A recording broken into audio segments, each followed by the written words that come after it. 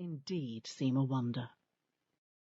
Soren stared at the hole that now began to split into 2 or 3 cracks. The egg shuddered slightly, and the cracks grew longer and wider. He had done this himself just 2 weeks ago. This was exciting. "What happened to my egg tooth, Mum?" "It dropped off, stupid," Clud said. "Oh," Soren said quietly. His parents were so absorbed in the hatching that they didn't reprimand Clud for his rudeness. "Where's Mrs. P? Mrs. P?" his mother said urgently. "Right here, ma'am."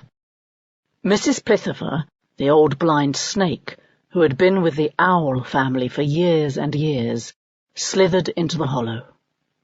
Blind snakes, born without eyes, served as nest maids, and were kept by many owls to make sure the nests were clean and free of maggots and various insects that found their way into the hollows. "Mrs. P, no maggots or vermin in that corner where Noctus put in fresh down?" "Course not, ma'am. Now, how many broods of owlets have I been through with you?" "Oh, sorry, Mrs. P. How could I have ever doubted you? I'm always nervous at the hatching. Each one is just like the first time. I never get used to it." "Don't you apologise, ma'am. You think any other birds would care 2 whits if their nest was clean? The stories I've heard about seagulls, oh my goodness, well, I won't even go into it." Blind snakes prided themselves on working for owls, whom they considered the noblest of birds. Meticulous, the blind snakes had great disdain for other birds that they felt were less clean due to their unfortunate digestive processes that caused them to eliminate only sloppy wet droppings instead of nice neat bundles, the pellets that owls yarped or spit up. Although owls did digest the soft parts of their food in a manner similar to other birds, and indeed passed it in a liquid form, for some reason they were never associated with these lesser digestive processes.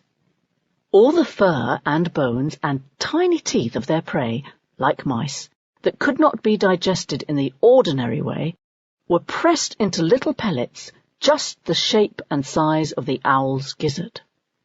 Several hours after eating, the owls would yarp them up. Wet poopers is how many nest-made snakes referred to other birds. Of course, Mrs. Plithifer was much too proper to use such coarse language. "Mum!" Soren gasped. "Look at that!" The nest suddenly seemed to reverberate with a huge cracking sound. Again, only huge to the ear slits of barn owls. Now the egg split. A pale, slimy blob flopped out.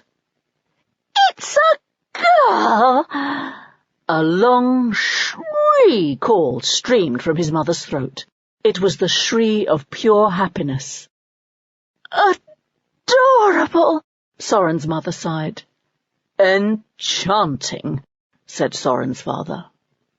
Clud yawned, and Soren stared dumbfounded at the wet, naked thing with its huge, bulging eyes sealed tightly shut. "What's wrong with her head, Mum?" Soren asked. "Nothing, dear. Chicks just have very large heads.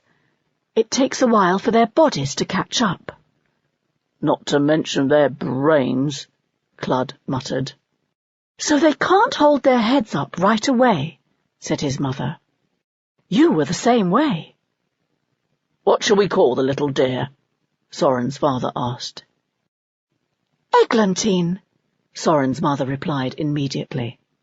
"I have always wanted a little eglantine." "Ooh, Mum, I love that name," Soren said. He softly repeated the name. Then he tipped toward the little pulsing mass of white. "Eglantine," he whispered softly. And he thought he saw one little sealed eye open just a slit, and a tiny voice.